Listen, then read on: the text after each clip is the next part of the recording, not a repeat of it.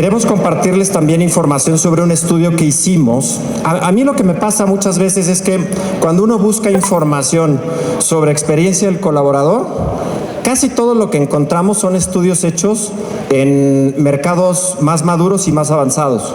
Como que hay poco material o no tanto material como el que queremos en nuestros países. Entonces, por eso dijimos en Ipsos, oye, hagamos un estudio en algunos de los países en Latinoamérica, pues para tener un pulso de lo que están diciendo los colaboradores en términos de qué sienten, qué retos enfrentan, qué los hace salir, qué los hace venir, pero en nuestros mercados, no tanto en mercados externos. Entonces, antes de entrar de lleno a compartirles los datos de este estudio, quisiera también un poco identificar a la audiencia, porque casi siempre en estos eventos estamos mucho CXer, ¿no? No tanto EXer o del área de recursos humanos. ¿Quién viene de áreas de recursos humanos o de Employee Experience? Fíjate, son más o menos 5 o 6 personas, ¿no? Saquen el porcentaje de la audiencia, ¿no? Entonces, es muy cierto que es distinto el stakeholder cuando se habla de experiencia del colaborador. Yo soy de origen CXer, entonces poco a poco me he estado metiendo más al tema de experiencia del colaborador. Entonces voy a tratar de conectar más o menos ambos temas, pensando en la audiencia que tenemos, sin olvidar obviamente también a la audiencia de recursos humanos. Entonces, antes de iniciar, para nosotros es muy importante en el entendimiento del ser humano el contexto, ¿no? Y uso mucho esta lámina porque para Ipsos ayudar a sus clientes con información con la cual puedan tomar decisiones, siempre tomamos en consideración el contexto. No es lo mismo trabajar ahorita, en esta época, que hace 5 o 6 años, ¿no? Que no había el tema de la pandemia. Cambió el contexto, ¿no? Luego, hablando con los clientes sobre si un 9 es una buena calificación o no, pues depende del contexto. Un 9 es bueno si solo si es superior al resto de las marcas que te compran, ¿no? Si a mí me ponen un 9 y a las demás marcas con las que tú convives les pones un 10, pues ese 9 ya no es tan bueno. Entonces ahí hay un contexto competitivo y el contexto es relevante en muchos aspectos.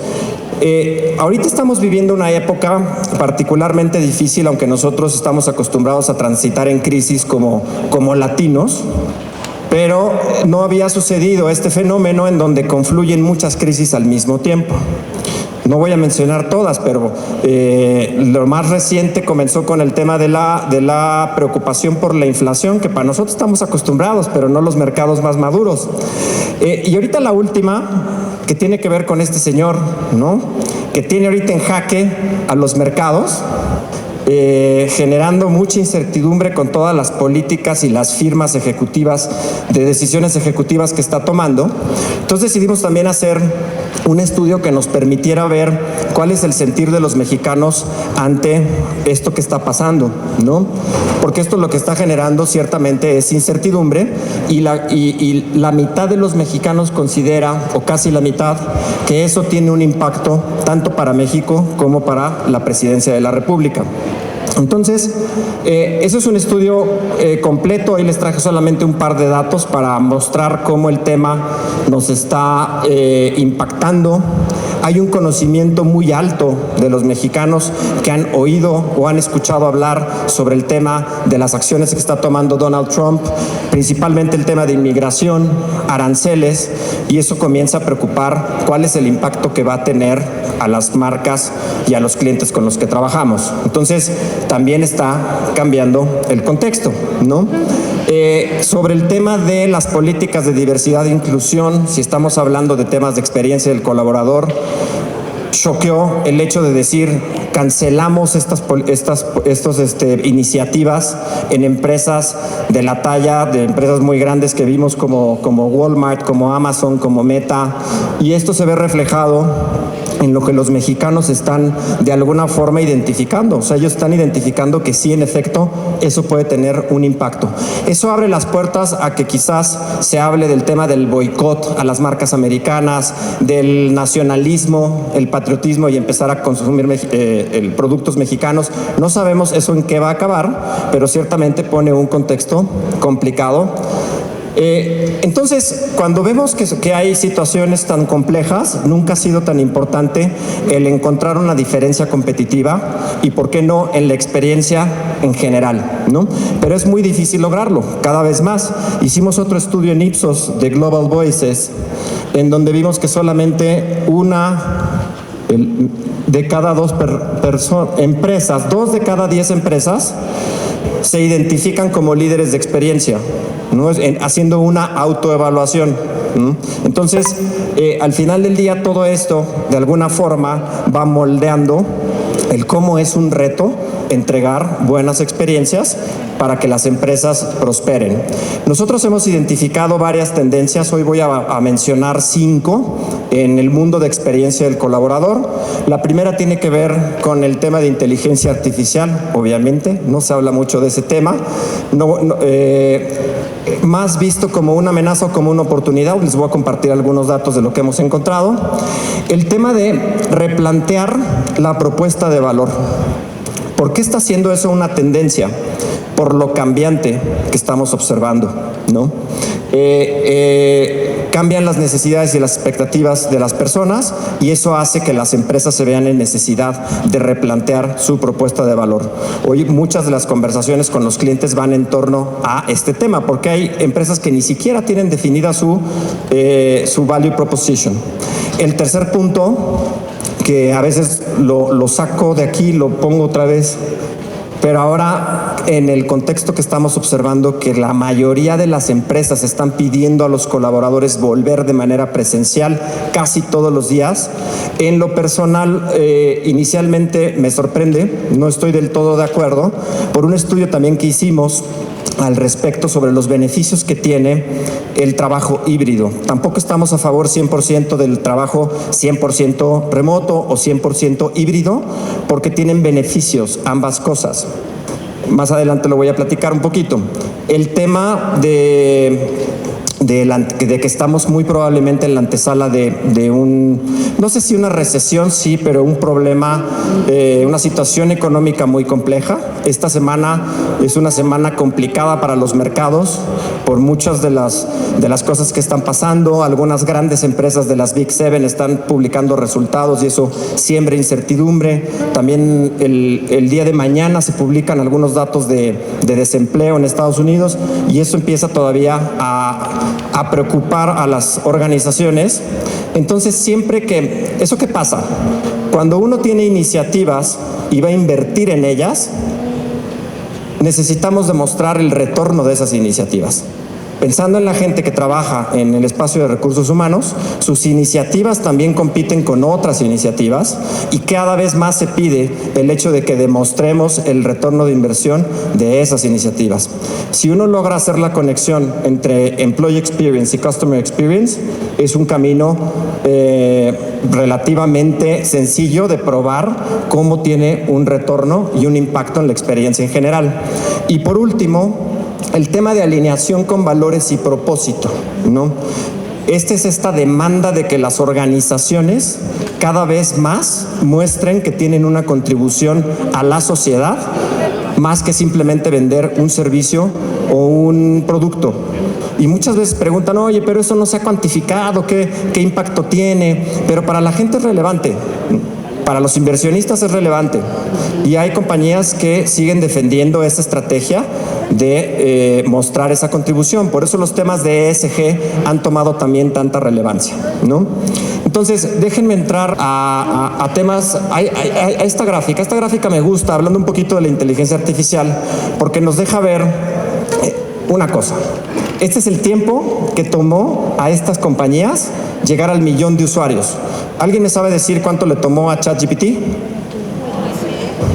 ¿Cuánto? ¿2 días? Muy cerca, Juan Mario, muy cerca. Fue 5 días. 5 días. Entonces esto nos deja ver que el cambio, y aunque esté trillado, el cambio es constante y muy acelerado.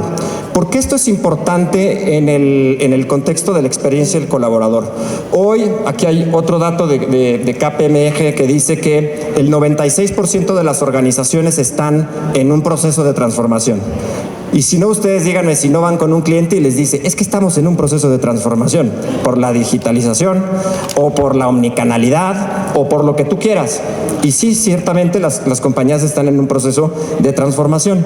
¿Qué pasa cuando hay cambio y transformación en el mundo de experiencia del colaborador? Genera incertidumbre y los niveles de compromiso caen. Eso antes era menos acelerado y había que gestionarlo, pero ahora que el cambio es tan constante se vuelve todo un reto el gestionar cómo entregamos mejores experiencias, ¿no? Más cuando esto es de manera muy constante y con una velocidad muy rápida. Hablando de la inteligencia artificial, les comparto algunos datos que hicimos en nuestro monitor de inteligencia artificial en Ipsos. Hay un conocimiento, al menos en términos generales, alto en México, o los mexicanos declaran sí conocer la inteligencia artificial muy por encima del mercado global. Cuando profundizas un poco más en el detalle, obviamente cae el indicador, pero el mexicano siempre es muy expresivo y optimista. Pero aquí lo interesante era ver cuál es la emocionalidad detrás de la inteligencia artificial. ¿Qué están sintiendo las personas con respecto al tema?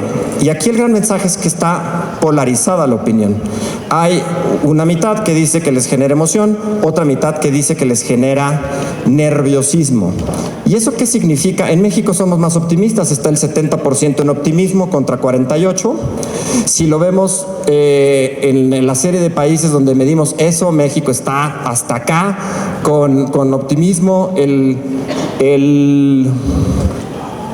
grupo anglo, no, ahí está, el grupo anglo está ubicado allá, pero nos deja ver claramente Latinoamérica cómo somos bien optimistas, nos produce más emoción, no así en el grupo anglo, y Europa más en un punto medio. Pero al final, eso es lo que significa. Lo que significa es que aquí hay algo que gestionar, ¿no? Y eso es un reto, el cómo tener una estrategia de adopción. Porque al final del día es lo que la gente piensa sobre el impacto que va a tener en términos generales la inteligencia artificial, que es el 64,8% de la gente dice va a tener un impacto, pero sobre todo también tendrá un impacto en mi vida laboral. Y estos son los aspectos en donde la gente dice que va a tener más impacto, que es la cantidad de tiempo para hacer las cosas, entretenimiento, salud. Si ustedes se fijan, mayormente positivo, pero en donde vemos los brotes negativos, por así decirlo, es en el espacio del trabajo. En el sector laboral es donde va a generar justamente esta disrupción. Entonces, ¿cuál es el sentir en términos generales de los colaboradores en estos países donde medimos, que es México, Brasil, Ecuador y Chile? En términos generales, usamos 2 indicadores que tienen que ver con orgullo y recomendación. Para quienes normalmente miden, son indicadores ciertamente potentes en poder capturar no solo lo funcional, sino también lo emocional. Pues el orgullo se vincula con motivación, compromiso y muchas cosas. Entonces son buenos indicadores a tener en cuenta. ¿Son los únicos? No, pero bueno, son unos que funcionan. Entonces, hablar de que el 70% de la población en estos países dicen estar orgullosos o que sí recomiendan el lugar donde trabajan, nos dice, pues suena como alto, pero si lo comparamos con la media global de los benchmarks que en Ipsos tenemos, sale más bajo, 5 y 7 puntos respectivamente. Entonces, esto no lo esperábamos cuando lo medimos, porque dijimos, oye, somos tan optimistas que siempre sale mucho más alto que en los otros países. Entonces, eso nos genera varias preguntas, ¿por qué? Y ciertamente en México el contexto laboral es más complicado, más desafiante para las personas, porque no hay tanta madurez en los esquemas de liderazgo, somos más jerárquicos, no más horizontales como en Europa, como en Estados Unidos. Probablemente las condiciones laborales, los tipos de contratos, beneficios, paga. Todo eso genera más vulnerabilidad y la vulnerabilidad no está armonizada con el orgullo. Entonces, de alguna forma nos muestra cómo eso puede tener un impacto en el indicador general. Resalto algunas diferencias porque sé que también estoy corto ahí en el tiempo. Nos gusta ver las diferencias y no solamente el promedio, no más para el que es investigador. Y lo que vimos es en dónde hay diferencias grandes. La que más nos llamó la atención fue entre personas que ocupan una posición de liderazgo y aquellas que no. Ahí hay una brecha muy grande y obviamente los colaboradores están menos orgullosos que las personas que tienen o tenemos una posición de liderazgo. Y eso asume una gestión y una responsabilidad, porque sí hay un problema de liderazgo, diría, en las empresas, pero no solamente, es a nivel nacional y a nivel global. Pero repetidamente el reto está ahí. Muchas veces platicando con clientes, uno habla mucho del personal de oficina y hay mucha información del personal de oficina, pero quienes trabajamos en oficina no somos los únicos. Las personas que están en posiciones operativas o como una planta, como logística o en el frontline, viven otra realidad. Entonces es importante diferenciarlo. Ahí también encontramos algunas diferencias. Las naturales por edad, obviamente, siendo los jóvenes de 18 a 24, aquellos que tienen menos niveles de orgullo, ¿no? Entonces los jóvenes es un reto, no nos entienden, ¿no? Entonces, somos un reto totalmente para las compañías. ¿Por qué? Porque hablamos, estos chavos entran, se van, es difícil retenerlos. La rotación temprana es un problema. Y ahorita platicamos un poquito sobre cómo gestionarla. Me voy un poquito más rápido con los siguientes datos. En recomendación entre público y privado vimos unas diferencias y obviamente en la estadía, en el tiempo que la gente lleva, al principio los indicadores son menores, entonces hay un reto en cómo eso lo vamos gestionando. El otro tema es pues, una estimación de la rotación, ¿no? Utilizamos un indicador de tiempo para decir cuánto tiempo quieres o pretendes permanecer en la compañía en la que trabajas. El 30% nos dice 1 año o 2. Y eso es un número no menor. Una tercera parte ya te están declarando que yo voy a estar 1 año, máximo 2. Nuestros estudios dicen que la mitad de esa gente que declara eso, se van, ¿no? Si lo comparamos contra la media global, son 9 puntos más altos, es decir, es un 20% con la media global. Si miramos a los chavos, 38% de los chavos de 18 a 24 dicen que se van en 1 o 2 años, ¿no?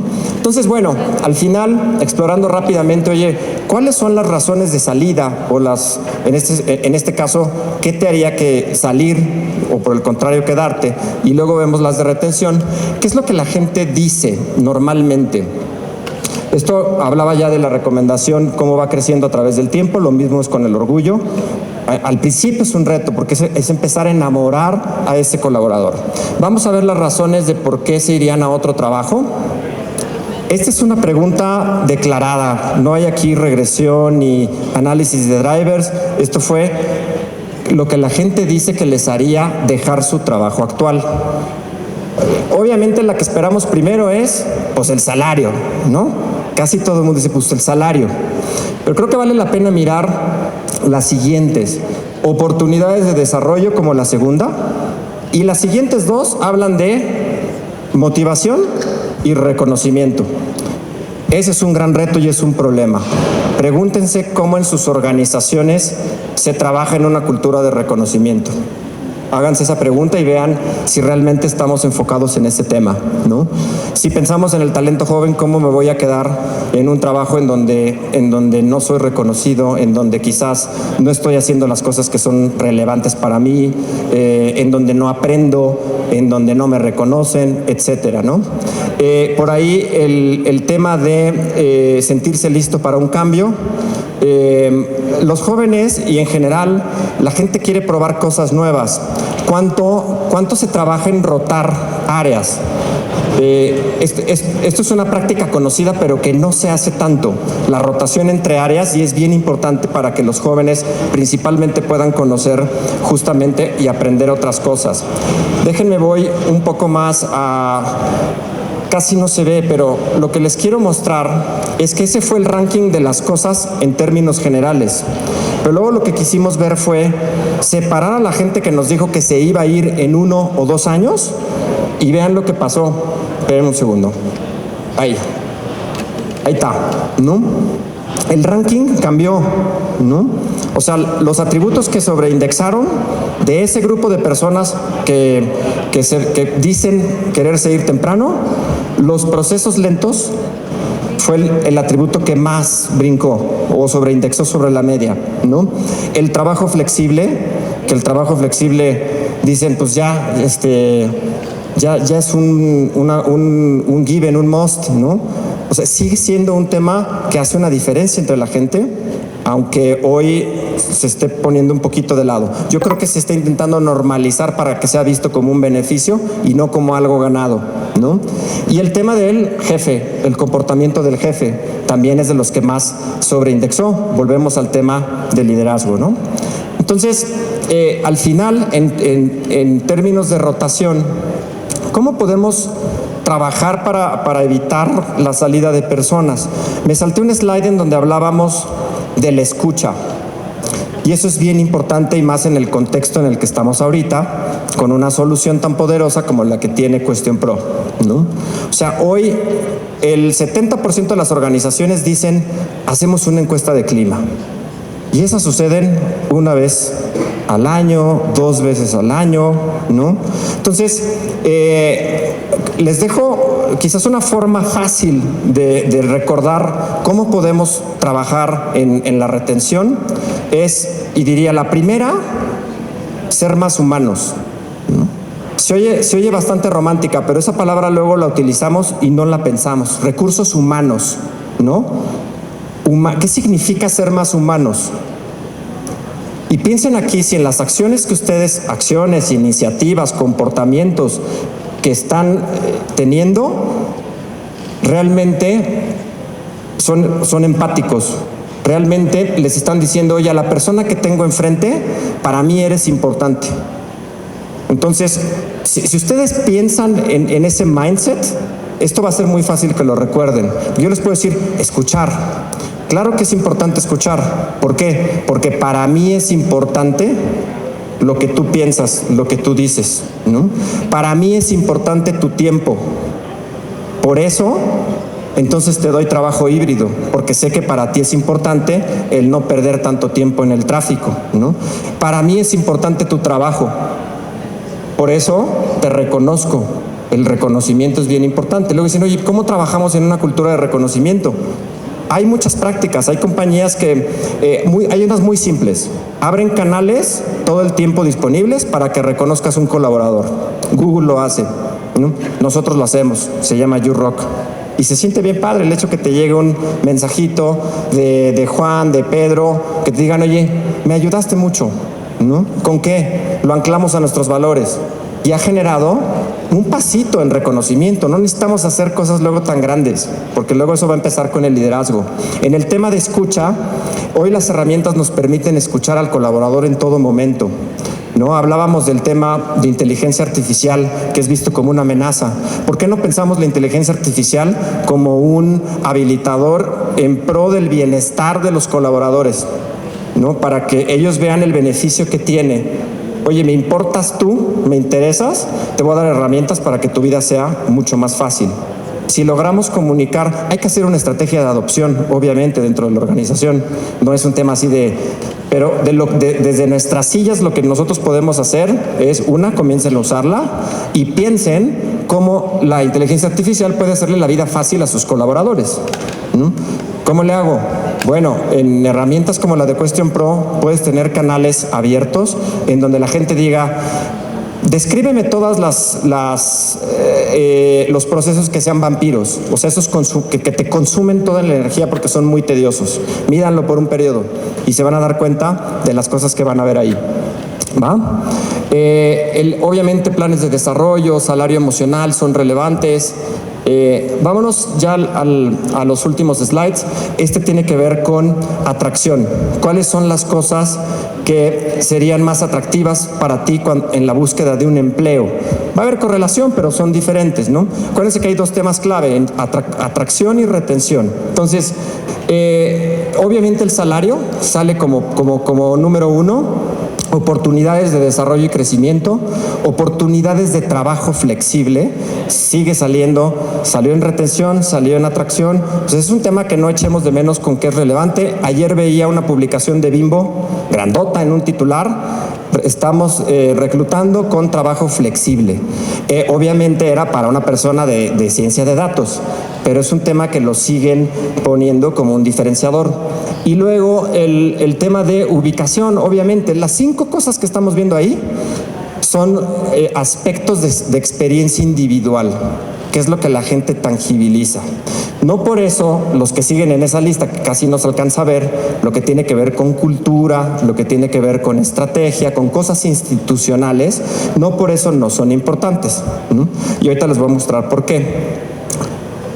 Aquí hay algunas diferencias importantes que vimos entre los jóvenes que le dan menor importancia al salario, el trabajo flexible es más importante para ciertos segmentos, las madres, por supuesto, y las oportunidades de desarrollo y la seguridad laboral, obvio, es más importante para el que tiene un personal operativo, ¿no?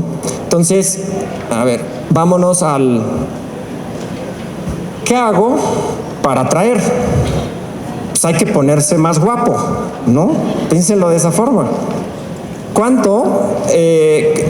Entonces, ¿cuántos trabajan en la marca empleadora? Pues esa es tu imagen, ¿no? Ya había hablado del Employee Value Proposition. Hay que trabajar en una propuesta de valor diferenciada. Hay que ponerse guapos. Aquí hay un punto importante, si lo simplificamos o para entenderlo más fácil. La propuesta de valor, piénsenlo, para los que son CXers, piénsenlo como es la promesa de marca. La promesa de marca es lo que genera la expectativa, ¿no? Y cuando la experiencia no está acorde a la expectativa, pues ya sabemos qué es lo que pasa. Es lo mismo en la parte de la experiencia del colaborador, solo que no está tan desarrollado como en la experiencia del cliente. Entonces ahí tenemos una muy buena oportunidad, ¿no? de utilizar, piensen en las herramientas que utilizan en CX, sirven muy bien para el mundo de IX, ¿no? Desde entender el comportamiento del consumidor. Ahí su mejor aliado van a ser las áreas de investigación. Para los que vienen de empresa o para la gente que está en recursos humanos, acércate a tu área de investigación de mercados, que son expertos en entender al consumidor y también al colaborador, ¿no? Entonces, la marca, la promesa, y luego cómo verifico que esa promesa se esté cumpliendo. Pues monitoreo la experiencia del colaborador, pero no una vez al año, en todo momento, en todo el ciclo de vida. ¿Cuál es la experiencia del candidato? ¿Cuál es el onboarding? El onboarding es clave. ¿Por qué? Porque son los primeros días de los colaboradores. El onboarding en una semana, en un mes, en 3 meses, según el contexto de cada compañía, ¿no? Entonces, hoy hay herramientas para hacerlo. El otro tema... Vámonos a la última parte.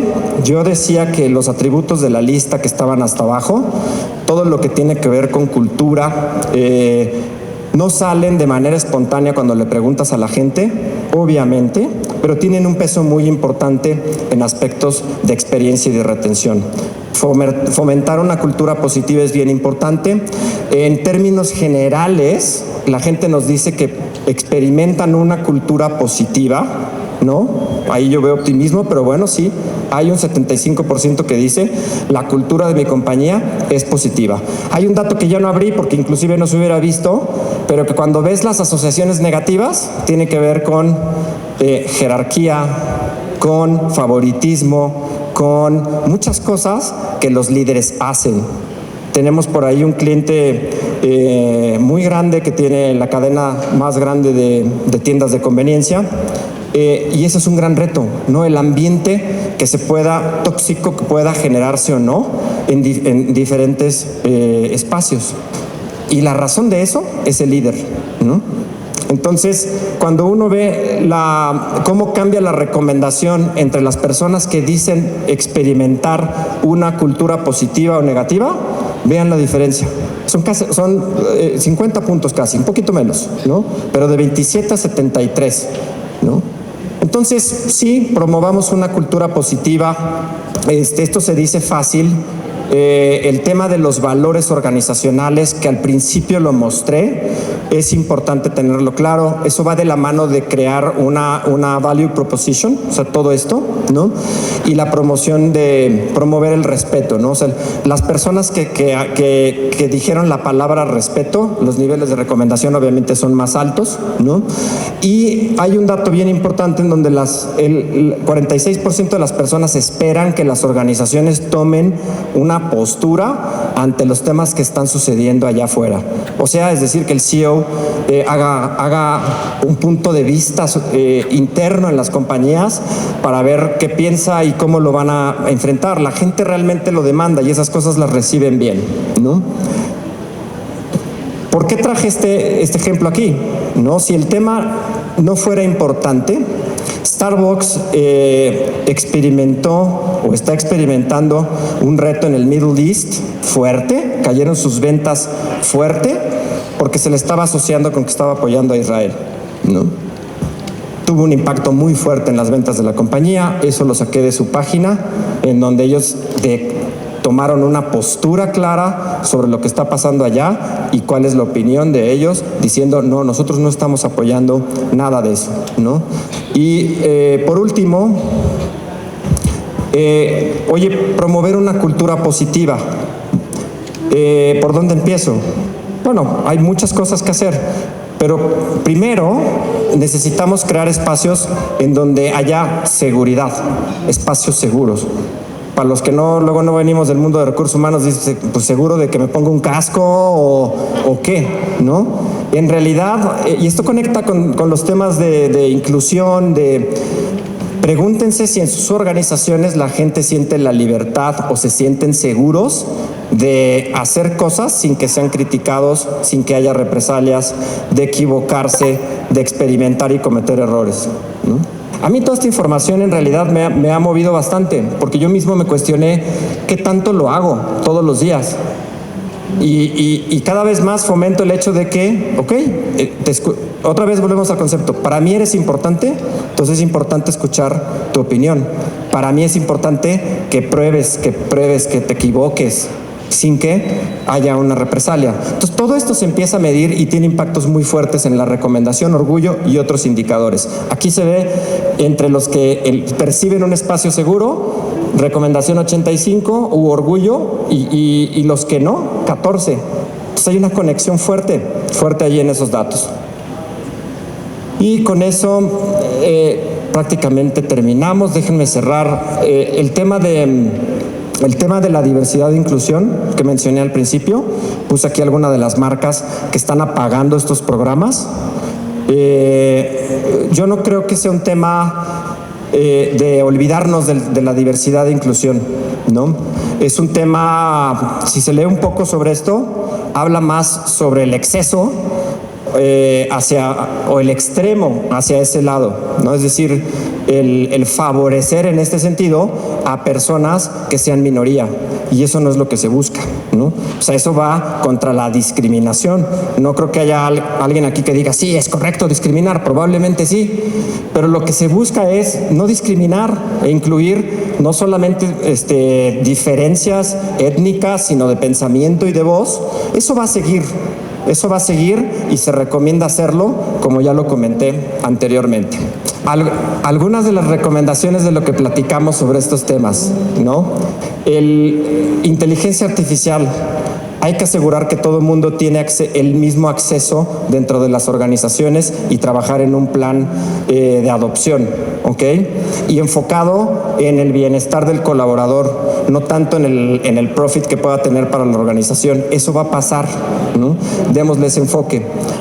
La propuesta de valor, pregúntense si está actualizada, revísenla y trabajen en ponerse más guapos como marca. El regreso a oficinas, de eso ya hablé bastante, es clave, considérenlo. El estudio que hicimos dice que entre 2 y 3 días los niveles de todo lo que medimos en experiencia del colaborador sube, ¿no? Por ahí, para los chavos es importante. Chavos que trabajaban de manera remota se sentían muy solos y eso los deprimía, ¿no?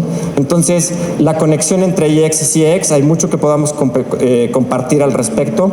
Y el tema, y aquí la cambié, no todo es engagement. La salud mental está en la agenda de las organizaciones porque es muy importante. Antes está muy bien visto decir falté una semana porque me rompí la espalda, pero no está bien visto decir falté una semana porque tuve burnout. Entonces hay mucho trabajo por hacer ahí en términos de bienestar, salud, aspectos psicológicos, diversidad e inclusión. Espero que se hayan quedado con algo de esta plática. Muchas gracias. Vámonos a comer porque ya oí el pianito que me está haciendo aquí presión. Gracias.